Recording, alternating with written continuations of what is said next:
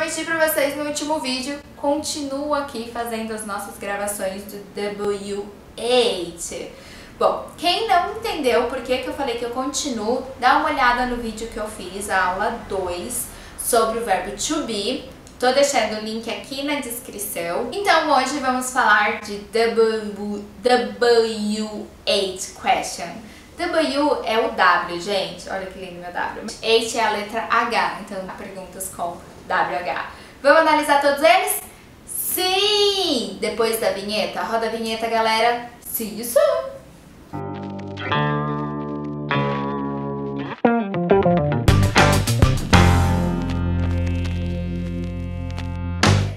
What, when, where, which, who, whom, what time, how long, how much, how many. Acabaram meus dedos.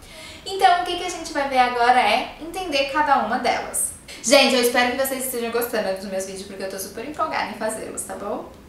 Bom, vocês lembram que para fazer as perguntas a gente usava com o to be, o verbo to be na frente, o sujeito e o complemento. Por exemplo, eu usei na última aula am I thirsty? Eu estou com sede? Quando a gente tem as W8 questions, a gente usa elas na frente ainda, é a primeira coisa que a gente usa em qualquer pergunta.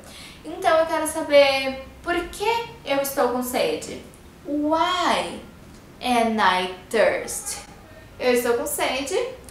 I am thirsty because I'm talking too much. Fácil, não?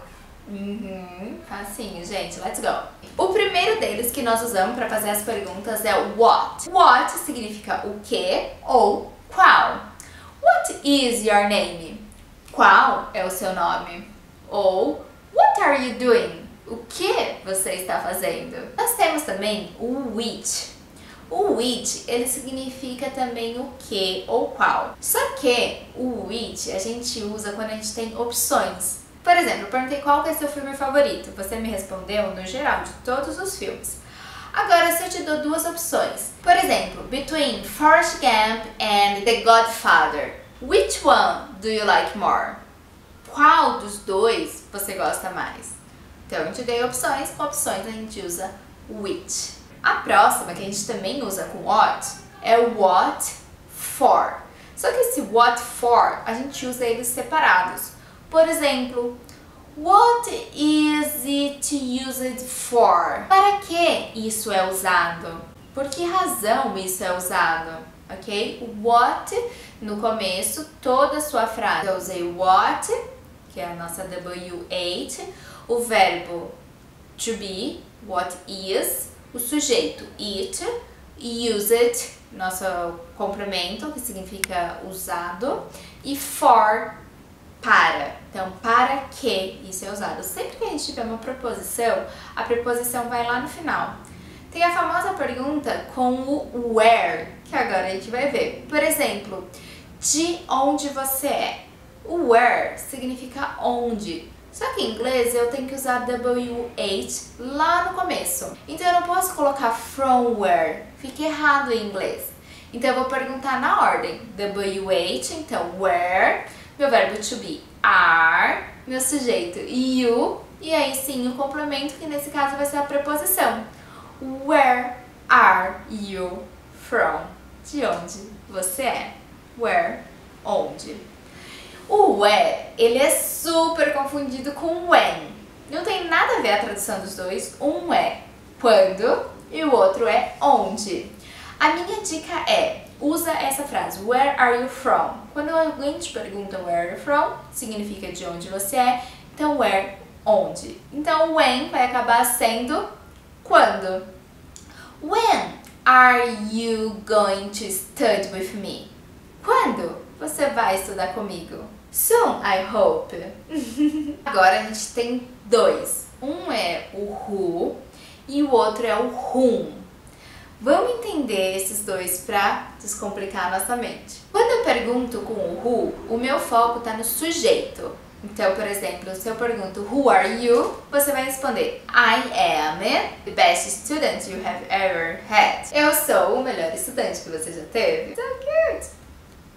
Quando eu pergunto com o whom, eu estou interessada no objeto, não no sujeito. Por exemplo, whom did you see? Aí você vai falar, I saw you in your videos. Então, esse tipo de pergunta eu não estou querendo saber sobre o sujeito, você. Eu vi, mas eu estou interessada em saber quem você viu. Whom did you see? I saw you. Estou interessada no complemento, lá no objeto. Ok? Se não ficou claro esse who e whom, don't care. Eu vou fazer um vídeo só sobre os objetos da frase e aí eu volto a falar dele. Combinado? Perfect! Agora a gente tem o whose. Eu tenho aqui 2 canetas. Eu quero saber quem são os donos das canetas. Então eu pergunto, whose are these pens? De quem são essas canetas? O whose, que significa de quem, a gente também pode traduzir como cujo, quando a gente estiver falando uma frase. Por exemplo, do you know Audrey, whose job is to teach English for everybody here? Que significa, você conhece a Audrey, cujo o trabalho dela é ensinar todo mundo aqui? Então, whose, cujo. Seria de quem o trabalho é. Mas fica mais fácil a gente traduzir como cujo, ok? Bom, vocês lembram do exemplo que eu fiz com why? Why are you thirsty? Por que você está com sede? Mas a gente também pode perguntar na negativa, quando a gente quer fazer uma sugestão. Já que eu tô morrendo de sede, você pode perguntar, why don't you drink some water? Por que você não bebe um pouco de água? E por último, para finalizar, a gente tem o how. Ele foge um pouquinho da regra porque ele não é WH, ele é ao contrário, é HW, porque a gente escreve HOW. Ai, que smart, gente, que povo inteligente! Então, o primeiro que a gente tem é o how sozinho. Por exemplo, how are you?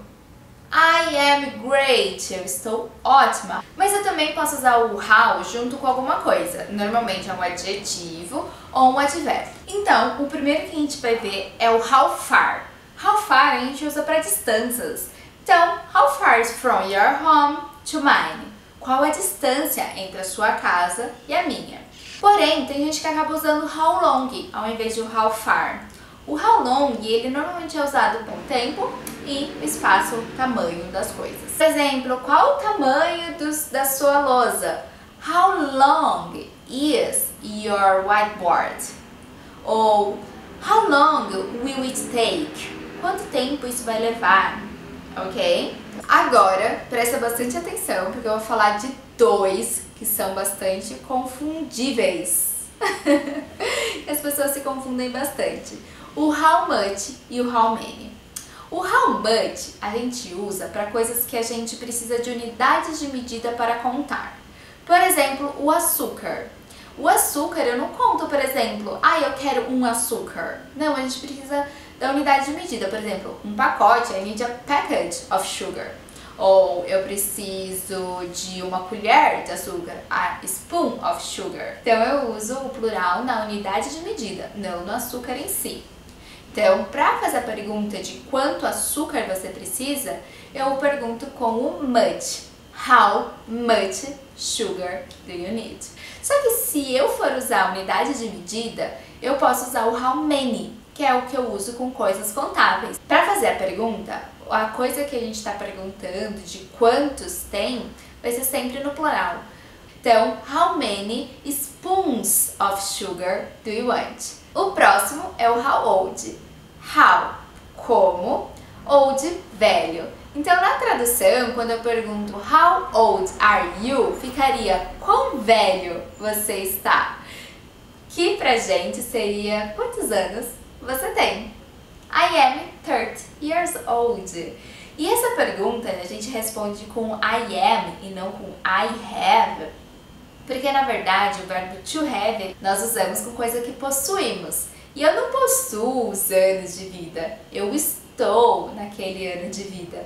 Então, desde que eu nasci, eu estou, I am 30 years old. Eu estou 30 anos mais velho. So cute! E a última, para finalizar é o how come. O how come é tipo, como é que é? How come have you never watched my channel? Como que você nunca assistiu o meu canal? Bom, espero que vocês tenham gostado, espero que tenham entendido. Se ficou qualquer dúvida, deixa seu comentário aqui. And please, por favor, share this video to all your friends. Thank you! Bye!